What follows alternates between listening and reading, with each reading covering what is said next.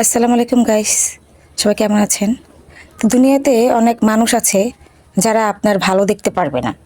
ভালো যদি দেখে তাহলে তারা হিংসায় গা জ্বলে পুড়ে যায়। কারণ সে ভাবতেছে আমি পারতেছি না, সে পারছে কেন? তখন দেখবেন আপনার সাথে হিংসামি শুরু করে দিবে। আপনার কমেন্টস আপনার মানে পোস্টে কমেন্টস করবে না, লাইক করবে না। শুধু দেখেই দেখে যাবে। অনেক সময় দেখবেও না, স্কিপ করে যাবে যে সে এভাবে করে উপরে উঠে যাবে আর আমি নিচে থেকে যাব। আবার এই মানুষগুলোই দেখবেন আপনার পিছনে কানাঘুষা করে, সমালোচনা করে। তারা সবসময় পিছনেই পড়ে থাকবে। তো আমার মতে পিছনে না করে সামনে এসে বলুন ভাই, তাহলে অনেক উপকার হবে। আমার ভুলগুলো ধরিয়ে দিন, আমি শুধরে নিব যদি আমার কোনো ভুল থেকে থাকে।